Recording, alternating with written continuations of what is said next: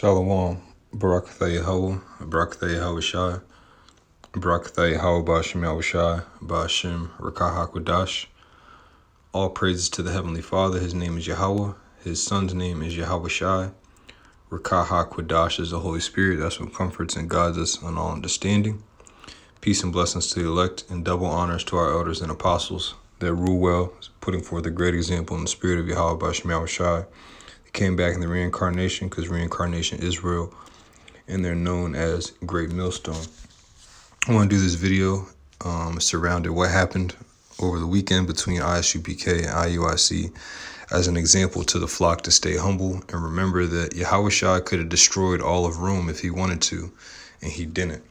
All right, Yahawashi could have easily destroyed all of Rome and his enemies if he wanted to, and he didn't.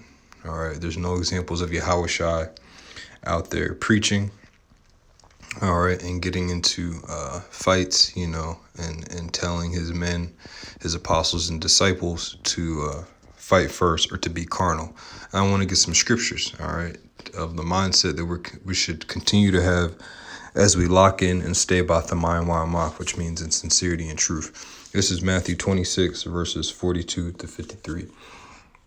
It says, Then said Yahawashi unto him, Put up again thy sword into his place, for all they that take up the sword shall perish with the sword. And you could see those guys, if it wouldn't have been contained, or if the authorities wouldn't have been called, they would have just destroyed each other. Well, really, IUIC had outnumbered ISUPK, but in itself, you see that they would have destroyed themselves. And then that goes for all the other groups. They like to use scriptures about take up that sword, put down the purse, and bear arms. Yahawashi, it's not recorded that Yahawashi was doing the work with the sword, It wasn't written that way on purpose.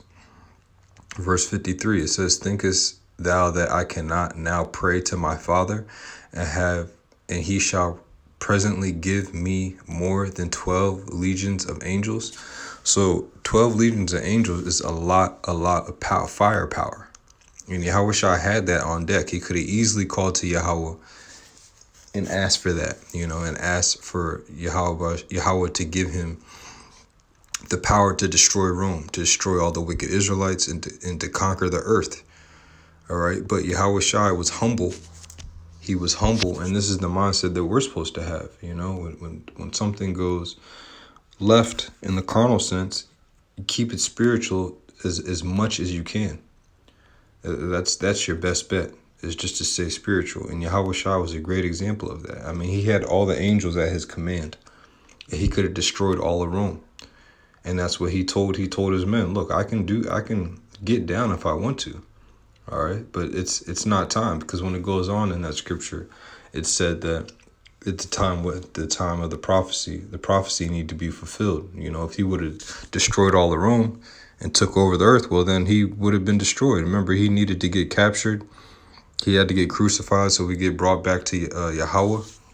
Certain things had to come to pass. So we had to keep it spiritual and focus on prophecy and not get carnal. This is Philippians 2:8. It says, And being found in fashion as a man, he humbled himself and became obedient unto death, even the death of the cross. Now, he could have destroyed Pilate. He could have destroyed all them centurions. And he knew Judas's thoughts before he even made his decision. All right, that's why he said there's one at this table that's going to betray me. He didn't get up and try and fight Judas. He didn't get carnal. All right, remember, Yahawashi was made just like us, except he was perfect.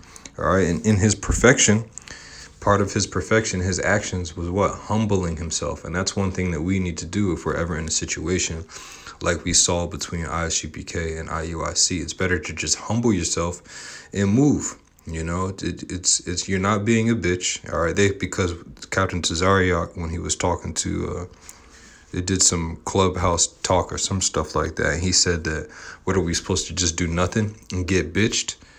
Well, is Yahawashi a bitch? He did nothing. He did nothing against Rome. He did nothing against Pilate, wicked scribes and Pharisees. He just cursed them out and kept it moving. There's no account of him trying to whip their ass, stand his ground, and not leaving. Matter of fact, he told us to flee out of the city if it doesn't receive your peace. That goes for heathens and Israelites. that are in a particular area. All right, if it's foreseen that it's going to be wicked, it's going to be carnal, all right, and it's not going to be peaceful, and it's going to be quenching the spirit, it's better to be humble and just make moves. All right, there's plenty of blocks and corners in Babylon to preach the word. All right, plenty of blocks and corners. Let me get this next scripture here. All right, this is let me get Romans. Let me get the book of Romans, the 12th chapter. Romans chapter 12 and verse 20. It says, therefore, if thine enemy hunger, feed him. That's being humble. If he thirst, give him drink. That's the mindset. For in so doing, thou shalt heap coals of fire on his head. So if the enemy or if a fellow Israelite is doing something wicked, just like we saw a clear example of this past weekend of people not locking in and being in the spirit, you take the humble route and say, all right, do your thing. All right, that's fine. That's good for you. You'll heap coals on their head. Yahawashi is keeping the record in heaven. Verse 21, be not overcome of evil, but overcome evil with good. And what is good? Keeping the law, statutes, and commandments, of course, with faith. Hate not thy brother. All right, quench not the spirit. The scripture talks about if you want to be a deacon or a bishop, you're not supposed to be a striker or a brawler, all right, or contentious, having your house in order. That was completely out of order. They overcame evil with evil. They were being spiteful. All right, and that's not in the spirit of Yahawashi, specifically Yahawashi, who left us the example.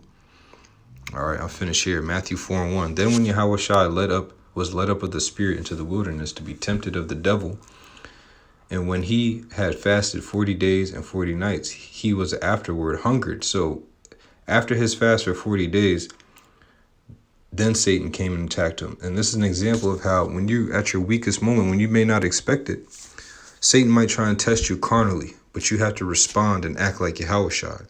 And when the tempter came to him, he said, if thou be the Son of the Most High, command that these stones be made bread. But Yahawashi answered and said, it is written, men shall not live by bread alone, but by every word that proceedeth out of the mouth of the Most High.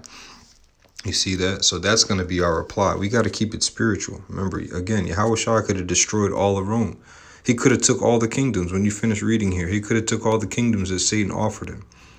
But he understood, he understood that you have to keep it spiritual. We have to stay in line with what Yahawashi wants within this ministry and put forth this work. Because if you fight, let's say you go out there and you fight every week, you're getting into scuffles, eventually you're not going to be able to do the work because you'll be locked up somewhere. All right. You're always looking over your shoulder, trying to see if somebody's trying to fight you. All right.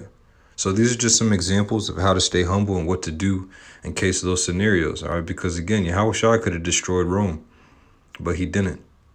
All right. All praise to Yahawashi. Shalom to the elect. Double honors to our elders and apostles. A great millstone. Pray and know you was edified. Shalom.